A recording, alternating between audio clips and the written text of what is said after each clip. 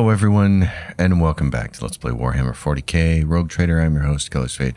It's episode 27. We have to level up the team. Everybody made a level. So we are now over here. The last thing we took for our main character was warp speed. So what we need to take this time is anatomy expert and Medicae. So anatomy expert, it means our wounds are going to be based on our Medicae instead of our toughness. Our wounds right now are 56, and it won't show up until we're done. We'll take Medicae. Now he's at 69. That's fantastic. Okay. Same thing for, well, not the same thing for Heinrichs. For Heinrichs, we're going to get, oh yeah, anatomy expert and, no, wait a minute. Where's Heinrichs? He's one behind. Okay. So he needs warp speed as well, which he already has. Cranach, where are you? Oh, he gets Firestorm now. Great. So he does that. He's already got anatomy expert. Okay, I gotta figure out what's going on with his build here and when he took that. It looks like I had made a mistake with his build on leveling him up, and I gave him anatomy expert too soon. So we need to give him deep laceration now. When using Scourging Strikes, the melee critical hits inflict 12 levels of bleeding instead of 8. So he gets that. And he'll take Medicae here. And his hit points are 60, his wounds. Abelard, who we're just really not going to use for the rest of the game, but that's okay. He took toughness and toughness back to back. And that was after his AP increase. So he gets toughness. He gets Wall of Rockcrete and Carouse. Wall of Rockcrete, the Vanguard, now their allies in a 3-cell radius gain 3 plus the number of unyielding beacon stacks, temporary wounds.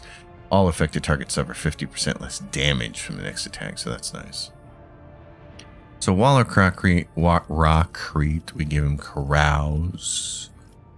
And then we give him counterattack stance.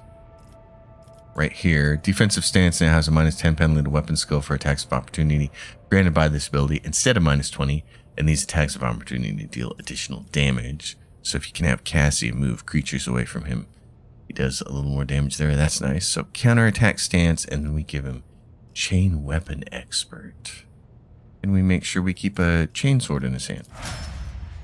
All right, Pascal. Our operative, the last thing that he took was hot on the trail. So now he gets claim and maim and tech use. Claim and maim kills an enemy. The bounty hunter's next attack will always be a critical hit. So you really want to kill things with claim the bounty. And then he's going to take tech use.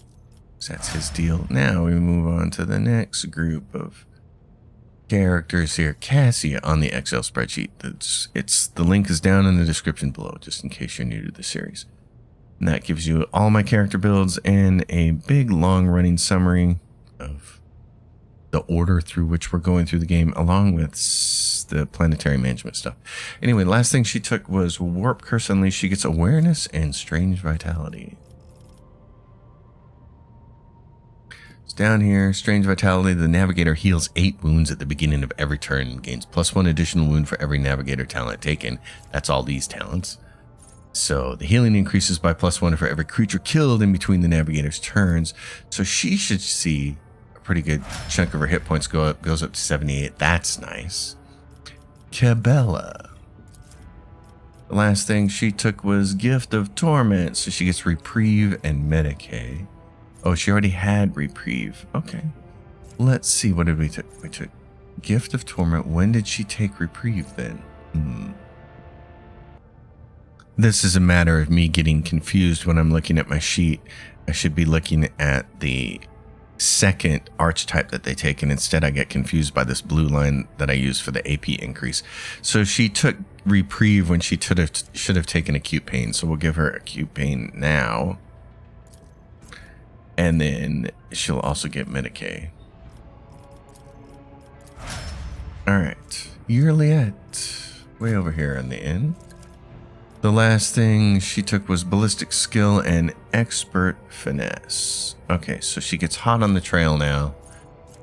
which we've gone over before. They get bounty hunter gains an extra turn after that ally's turn with AP and MP remaining from the moment the bounty hunter used hot on the trail. So they designate an enemy and allies kill him and they get extra turns. It's just so much fun.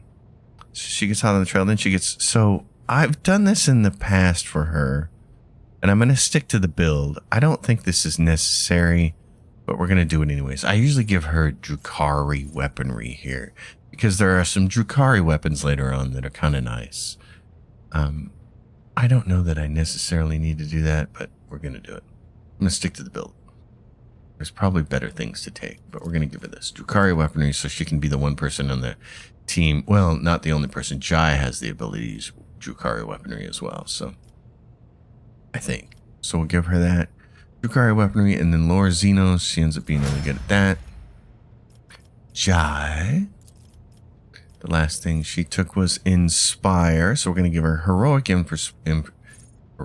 Inspiration and Persuasion. And she already has Heroic Inspiration, so did we miss out on Against All Odds? Yeah, I did it in reverse. Again, I got the line wrong. So Against All Odds, Master Tactician begins combat with additional stacks of tactical advantage equal to the number of enemies. That's fantastic. And then Persuasion. Yeah, so I kind of screwed up my build. So people got to, when we got to our second archetypes, they're probably going, you're not following the build order in your spreadsheet.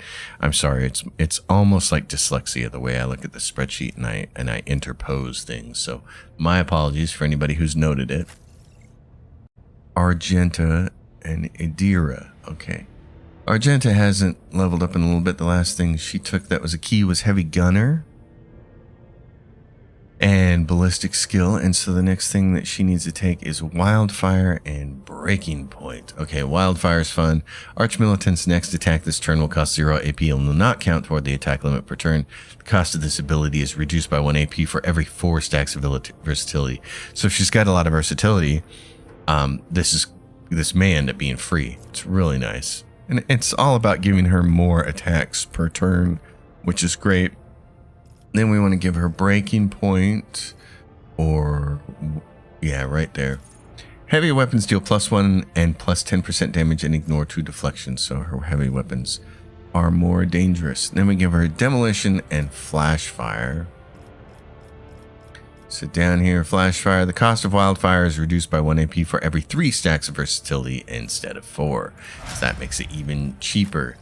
Idira, our friend. Okay, the last thing you took was Enfeeble, so we want to give you Does It Hurt, which she already took, so I assume that was an imposement with Acute Pain, which it was, so I transposed that one by accident as well. Whenever the enemy suffers damage over time, affects Executioner for the first time in combat, this damage is increased by 100%. So we'll do that. And then she's missing something here. This was 2, 3 after the AP. The AP increase, Willpower, and Feeble. Does It Hurt? And she gets something else here. And she should take Lore Xenos probably, because she's the other person who does Lore Xenos. I'm always swapping her and Yurliet, so I'm going to make a note of that. Lore Xenos. Okay, now this Excel spreadsheet is updated. So, all right. All the characters are updated. Now we got to move back to here. We are ready to go to Cranach, Kiavagama, the game's first big dungeon. It's going to be so much fun. Killed 8 minutes leveling everything up, but it's a cool. So Cranach over here. Let's see. I don't think we ever come. Well, no, we do come back to Kiavagama for a couple of things, so we're going to make it completely safe. You have to come back here periodically. So we're going to chart routes and get some back. Periodically on your projects, you're going to have to actually go visit the system that it's in to address something in order to advance a project. Here, High Factotum Janrus Dunrock says, Lord Captain, the world of Foulstone has been upset by a conflict between the followers of the Order of the Hammer and the refugees from the Winter Scale Dynasty's domain. An argument broke out near the tomb of the renowned holy man Nicodemus Keefe, and the tomb was damaged in the fray. The pilgrims revering Keefe's rival Philopomenes of Malpi claimed Keith to be a thief who had stolen the relics of Saint Cognatius and violated the sacred mystery of his resting place to sate his greed. The Order of the Hammer is furious at the heretical statements and the desecration of Keith's burial site. So, the Order of the Hammer and the refugees from Winterscale. Well, I see. So, who is Nicodemus of Philopomenes? What is the issue here? Saint Nicodemus Keith is a missionary who arrived in the Expanse alongside the founders of the Order of the Hammer, offering them valuable guidance for colonizing Foulstone. He converted many worlds to the Imperial Creed, but his most famous feat was his search for the burial site of the legendary preacher Saint Cognatius, who conquered the Expanse thousands of years ago, leaving behind scores of relics. Keith was able to track down some of those relics. The order was named after the power of hammer of Saint Cognatius, piety's charge. Philopomenes of Malpi is a priest from Winterscale's realm. He preached in the same times as Nicodemus Keith and denounced him for the false veneration of Saint Cognatius. He believed that Cognatius preached the incomprehensibility of the highest wisdom to the people, and that any attempts to learn it would only lead to heresy. He called the search for Saint Cognatius' burial site blasphemy and the collection of relics looting and soliciting. In his opinion, the sacred objects should not be congregated in one place, but should find haven across many worlds. The relics are power, and their aggregation gives way to pride. I see. So we can get St. Cognatius' relic here if we choose that, and what's it do? Wielder gains 5% chance to reduce incoming warp damage by half for each point of deflection.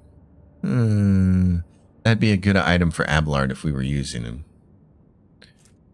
Complacency and efficiency, and here, okay, so here's what you want. This is one of those times when you're not going to make a role-playing choice. You're going to make it for this. Whenever the wearer deals damage with a melee attack, they gain 10 temporary wounds. The wielder's melee attacks deal an additional damage that is equal to the number of temporary wounds divided by 2. The Malpin Shroud is amazing for either my character, but especially Cabela. The Malpins display impressive zeal. I charge the Order of the Hammer to welcome 100 of the new arrivals into their ranks. Let them learn one another's ways and come to accept their distinct paths toward the reverence of Cognatius. It shall be done, so we get this. 100 Malpians were tonsured into the Order of the Hammer, and the two teachings were forced to coexist within the walls of the monastery. And we get the Malpin Shroud, which is just fantastic, and some profit factor.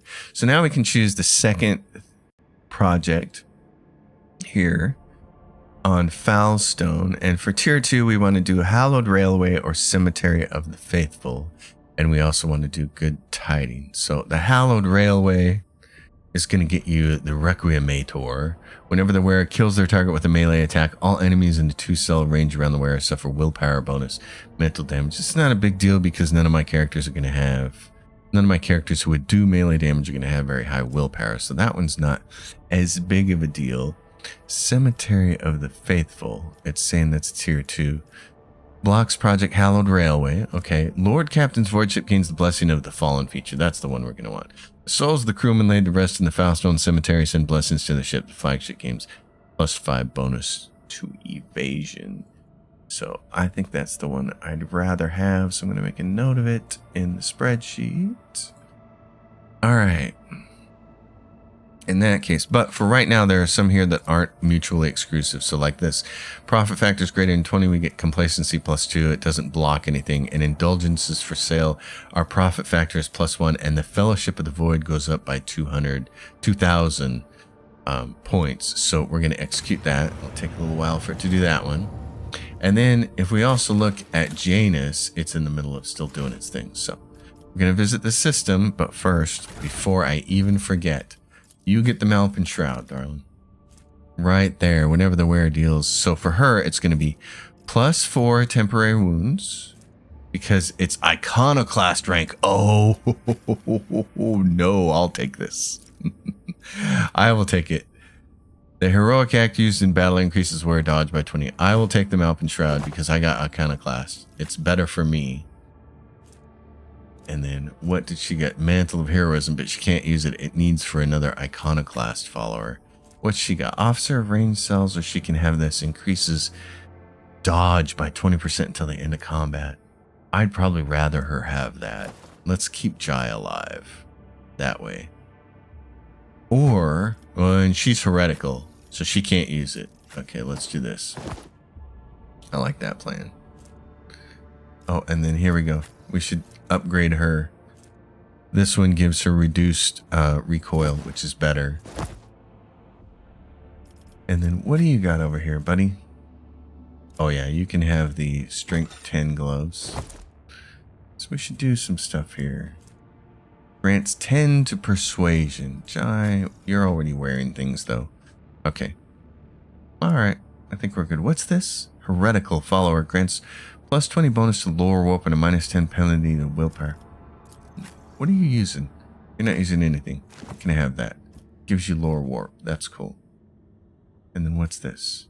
15 bonus to lore Imperium. What's your lore Imperium? It's 35. What's your lore Imperium?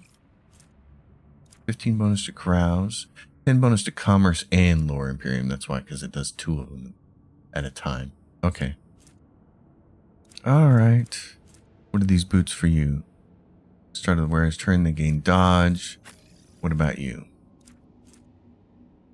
Athletics by 10. Nope, that was Psy-Pyro. Okay.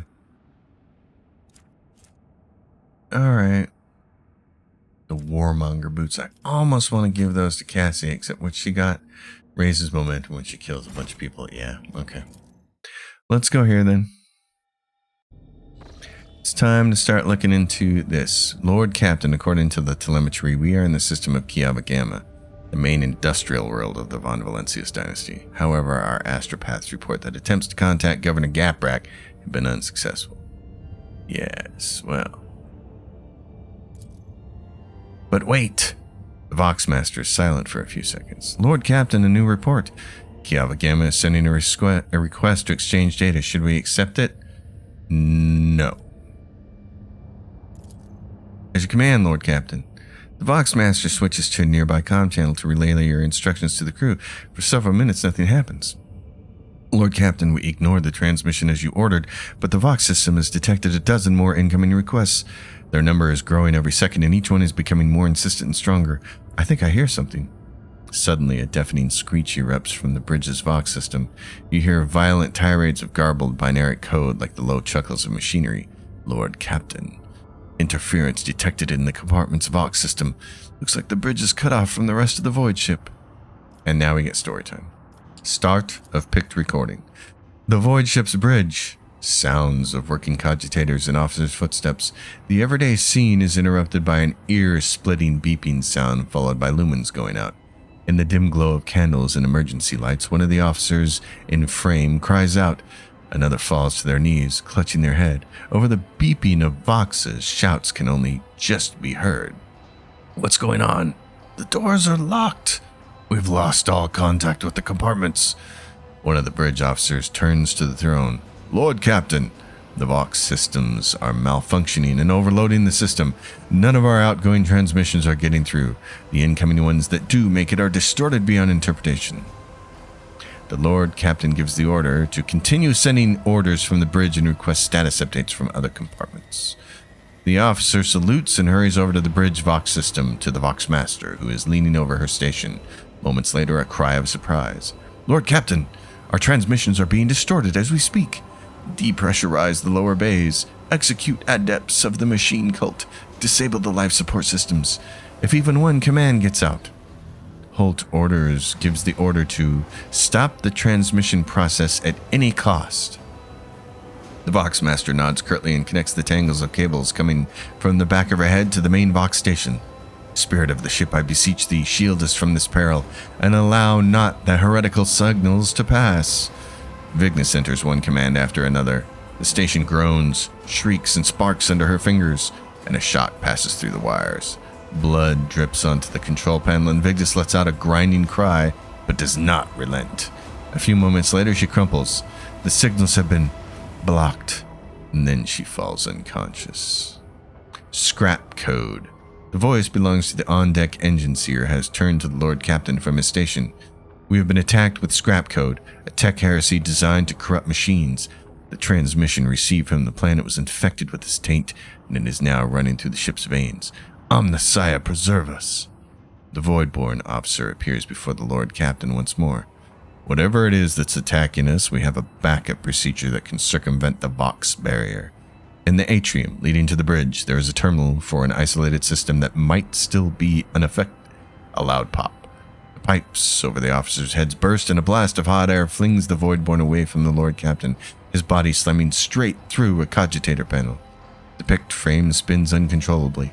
The servo skull was jolted by the gust. The picked recorder fogs over, the Vox picking up the crackling of electricity and a death cry. "Gas on the bridge!" a junior attendant shouts and instantly doubles over, inhaling the poisonous air. The rogue trader commands his crew to carry on with their duties until the very last. Oh no, we'll give the order to evacuate immediately. The rogue trader personally oversees the evacuation. "Bring the plasma cutters. Get the wounded to the exit." The officers repeat his orders. When the servo skull following the rogue trader reaches the doors, they fall to the plasma cutters and crumple outward. The rogue trader is the last to leave the bridge. Leaning on a support beam, the rogue trader takes several deep breaths, trying to flush his lungs with air. Then he straightens, smooths his uniform, and heads toward a goal known only to him. The servo skull follows. The atrium is in a state of panic.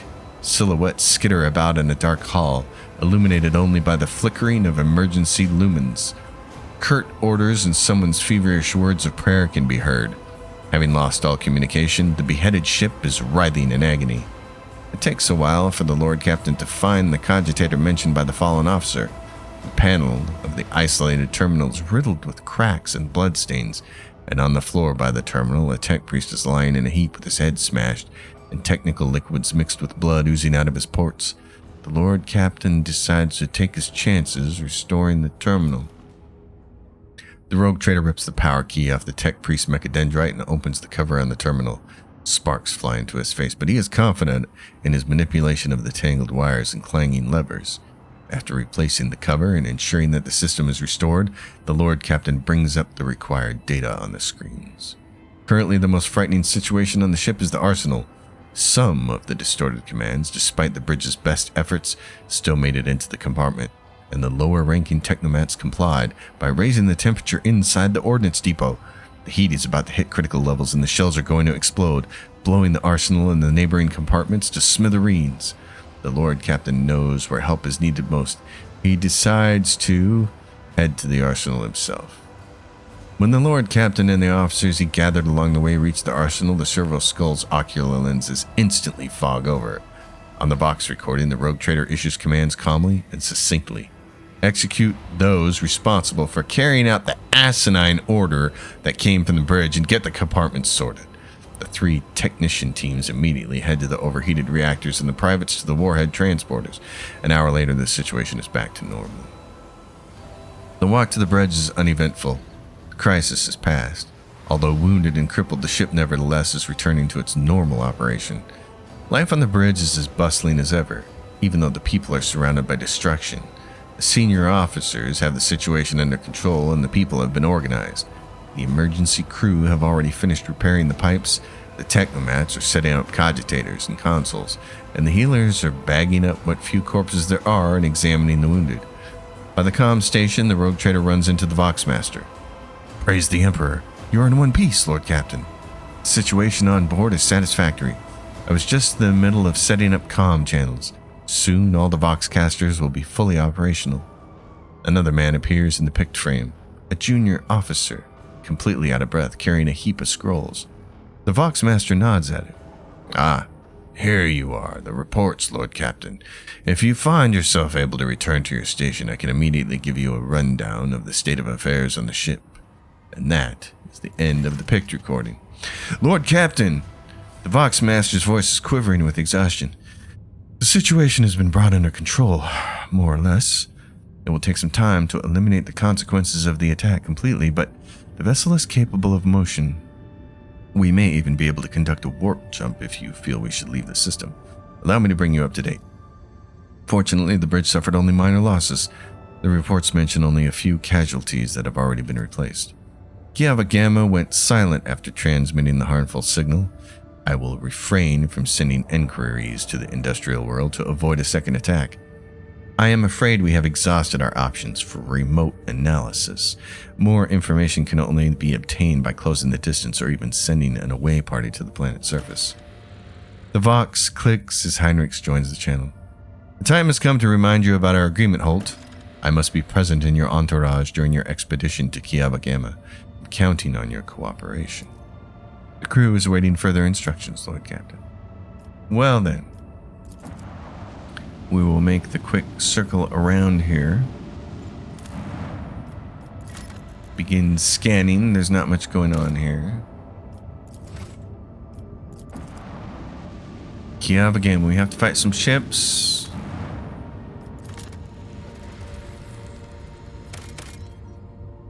So there's this, not explored. This dwarf planet is marked on the Von Valencia's Protectorate's charts as Atle, and serves as a backup source of water for the habitable worlds of neighboring systems. Due to the abundance of bacteria proliferating in the Atle hydrosphere, the extraction of ice was stopped half a century ago, but much to your officer's surprise, the augurs detected an unidentified mining rig deep underground. Presumably, the excavation is aimed at extracting clay minerals near the planet's core, enriched with iron and other minerals. Let's see. Contact the Extractium's Vox station. The Extractium turns out to be Incendia Corda's latest investment, whose demesne is located just within a few jumps from the Cranach system. While this world is of little value to the Von Valencius dynasty, your officers see this gesture as an attempt to test the boundaries of the newly minted rogue trader's leniency. I see. Well, we can destroy it, or we can keep it, or we can allow Cordia to keep it. Or we can behead everyone and send their heads to Incendia. Oh, I like that option, but Majos Pascal notes the unusual composition of Atle's core. Subsequent development will allow the extraction of rare refractory metals. Heeding his advice, the rogue trader decides to keep the Extractium for himself. Your people easily assume control as the frightened workers and the token security crew do not even attempt to resist. The Extractium's machines are restarted shortly after. The amassed containers filled with precious ore are delivered to the flagship's cargo hold. It's ours. We get 3 plasteel if we want. We're not going to put an Extractium on it though. And now we're going to go to our ship and we're going to do some ship combat and we're going to make sure all our posts are manned.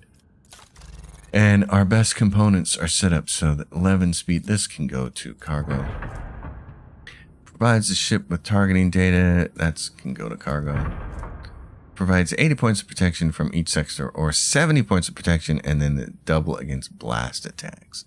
Are we going to get blast attacks? I don't know. Let's hang on to that and see what happens. Alright.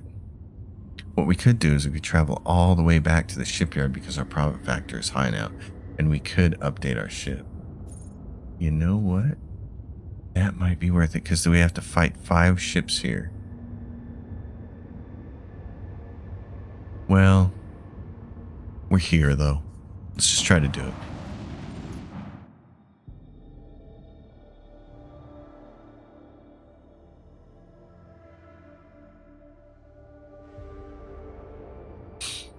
Let's see what happens. Okay, there's a cloud here. I have notes in the Excel spreadsheet that say you can defeat this encounter of 2 turns if you go left, get into the cloud, launch missiles, and then advance into the cloud towards the 3 ships over here in this area. You'll get 1 long shot off and then the missile, the 80-point Raider. It's iconoclastic, huh? Okay, and then we'll missile the Raider.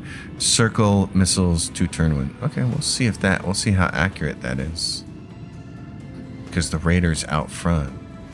Alright.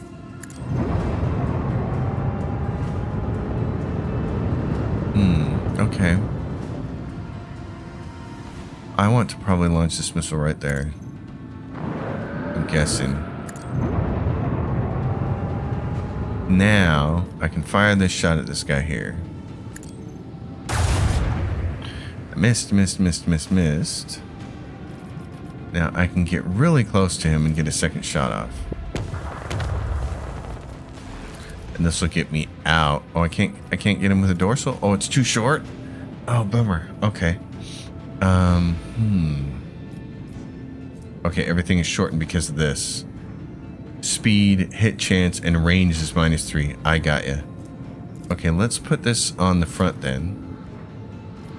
And then call it into our turn. Yeah, because they're going to shoot right there at the front. That's great.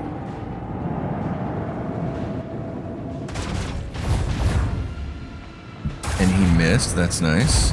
Because we're getting a bonus from this. Evasion plus 30. I like the evasion helping us out there. That's great. We got some big ships up here. This is Iconoclast Destroyer and another one. Infidel class Raider. It's the same thing as this one. So we got two kind of chunky ones and lighter ones. Okay, so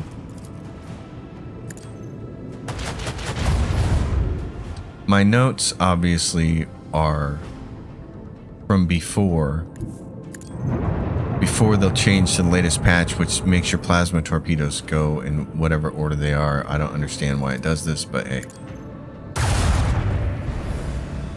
Okay. Okay. If I go like this, what can I just go here? Line up this shot. Okay, that's nice. 1, 2, 3, 4, 5. I can almost get up there and kill that guy with that, but not quite. Oh, but he's got a lot of hit points missing. Let's see what this does. No. Oh, I turned the wrong thing. Oh, son of a gun. I thought his ship was as long as mine. Okay. That sucks. I wasted that. That sucks. Alright, we're going to give ourselves... We got a wide turn radius, so we're going to go like this. Oh, I should have put that on my ass end, and I didn't.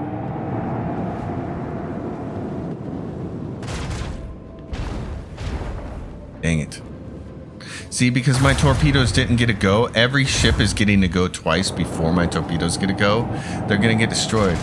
I'm really hoping Alcat can fix this, because this seems like this only appeared after the most recent patch back in June or whenever it was. And it's a complete waste to shoot missiles. That just shouldn't work that way.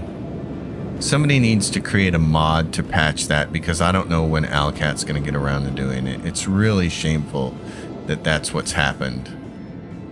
I find that to be very distasteful. We can't hit him with that. Yeah, that's really disappointing. I don't want to get hit by that missile, so I'm going to go around in this direction. I mean, that's just sucky. My missiles, my torpedoes should have got to go, and they would have hit a ship.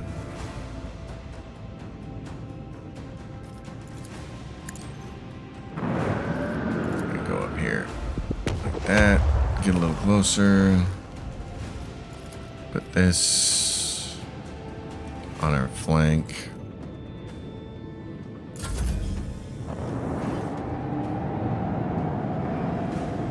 Yeah, there's no two-turn victory anymore because missiles don't work like they're supposed to.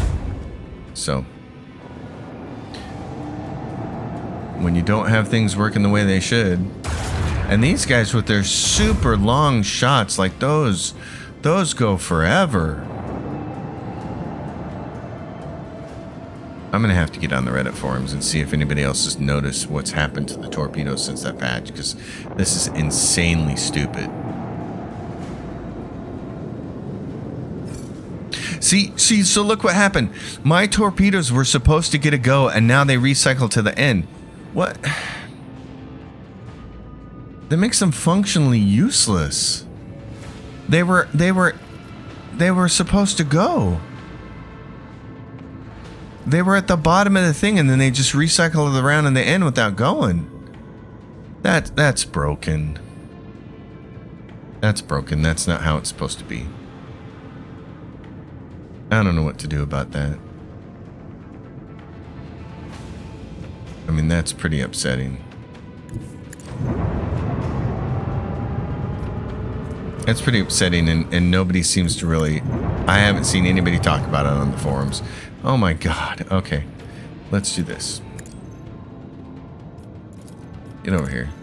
I didn't want to shoot this thing from the front, but if we're gonna have to, we're gonna have to. Alright, let's try to use this again on this guy over here. Took some damage.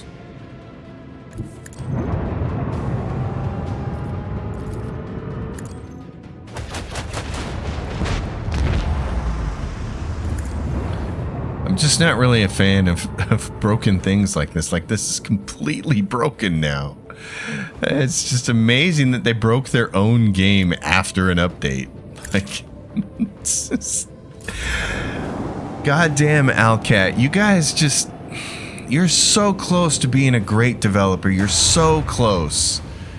And then crap like this happens. You update the game and you actually break torpedoes. Like, what are you thinking? What?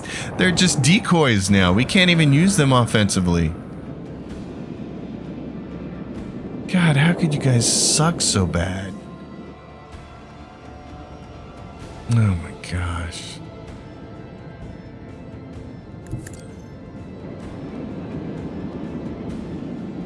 Got 2 torpedoes there. And now it gets to go again. Right? That doesn't make any sense. Doesn't make any sense. And it did no damage. Doesn't make any sense. Makes no sense whatsoever. This is just brain dead now.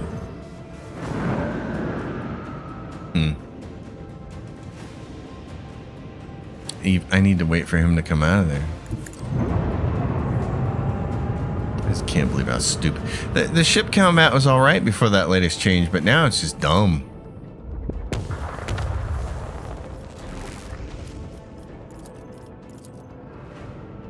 It's going to take 20 turns to win this battle because they butchered the torpedoes.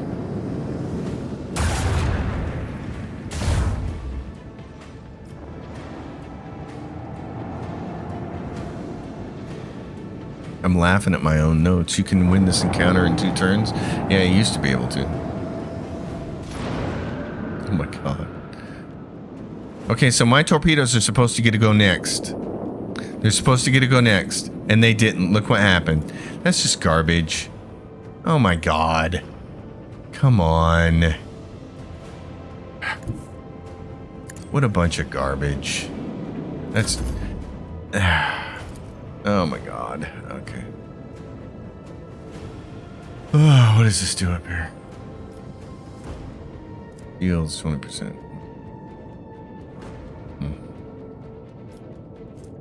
I turn around and try to kill this guy that way.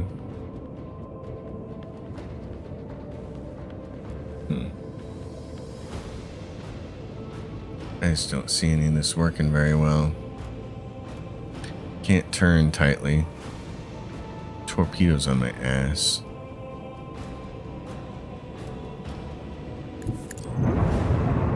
Brother. I'm so frustrated right now. I just can't even think straight.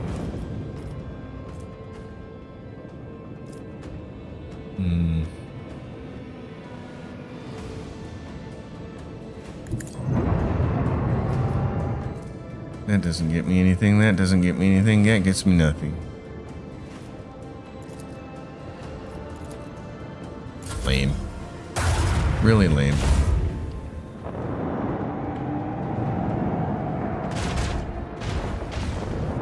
There's my decoys, just decoying it up. Oh my god, I get... Jesus Christ. Come the fuck on. But you know what? With torpedoes being this broken, I'm ready to just install a mod to auto-win these. Because ship battles no longer have any tactics to them. When your torpedoes are ready to go and then can't go, that's just ridiculous. It is just dumb.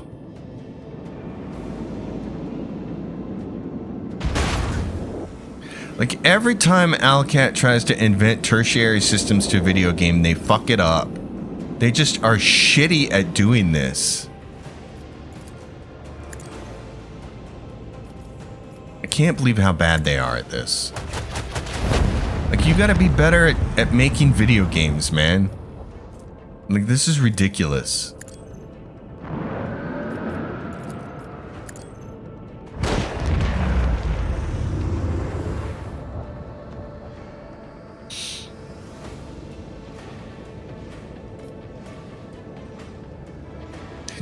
It shouldn't be this way.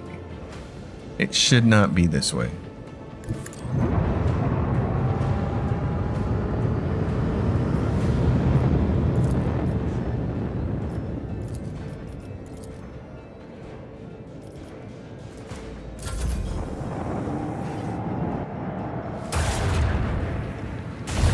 Thanks for the sniper shot at 1,000,000 miles away. That's wonderful.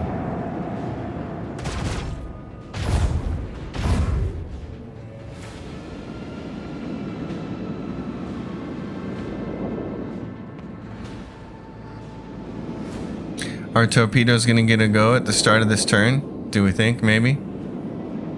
I don't think so. It's going to cycle back around in the end, isn't it?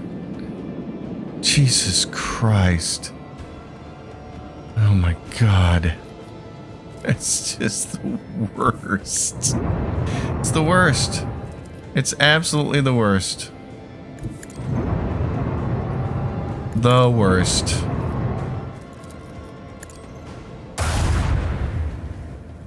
God, Alcat, you guys just couldn't suck anymore, could you? Make a game like this and then just butcher it like this.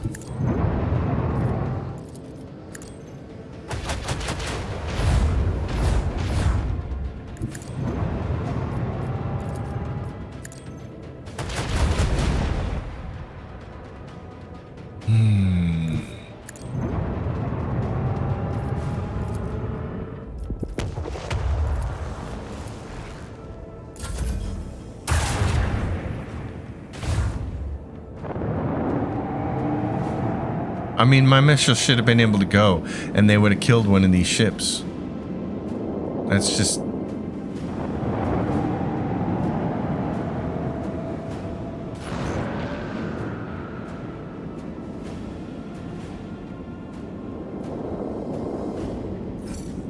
How on earth do you fuck that up after a patch?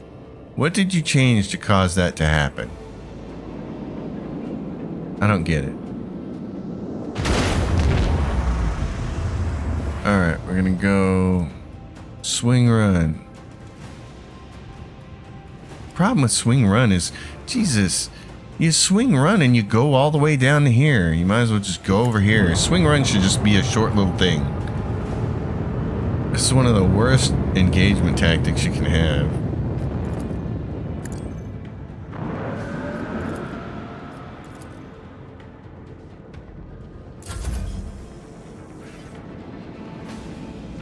How many ships do I have left? 2? I got torpedoes, and 1 ship. Good God. Round 10. I'm so laughing at my Excel spreadsheet. You can win this encounter in 2 turns. No, you can't.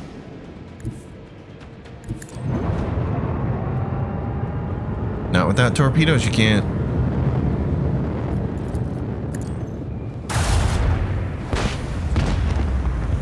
How stupid.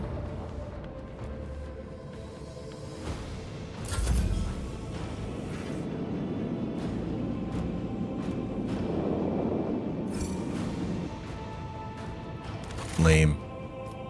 Absolutely 100% lame. I'm not going to sit here and play nice about this and say that that's okay, because it's not. That's grade A stupid right there. 80% chance to hit and a 15 critical. You know, it's like we already have a hard enough time hitting things. Critical would be nice. 15% though over 5. I don't know. Had such a hard time hitting things at 20%. I mean at 90%. We can upgrade this. Scrap required. It takes too much. Okay. That gets us to Kiava Gamma. Well. Okay, we're gonna land there. The Manufactorium is the game's, what I call the game's first big dungeon. Legit dungeon. It's a lot of fun. It's an absolute blast. There's a ton of encounters. It's probably going to take multiple episodes. You get really cool boss mobs. It's when the game shines. Obviously, the ship combat thanks to the latest patch, sucks ass. So I got to get on Reddit. I got to make my voice heard. I got to get on Twitter and make my voice heard. Alcat, what the fuck are you doing? Stop making shit worse. I mean, first of all, you got the Drukhari who take your abilities away from you at the start of combat. That's stupid because you already don't have that many abilities. Stop doing bullshit like that. And then second of all, you fuck up the torpedoes. Come on, man. You're watching your torpedo. It's supposed to be the next thing in the turn queue and then it recycles around to the end. Fuck you guys. Fix it. It's just dumb. All right. I'm going to go stress relieve myself and then come back so we can have a happy next episode because this dungeon is awesome. And it is part of what makes this game really fun. I wish the game actually had less of the more scattered content in it and more big dungeons. I will see you all next time. You know what to do. Tweak the algorithm. Leave questions, comments down below. And until next time, happy gaming, everyone.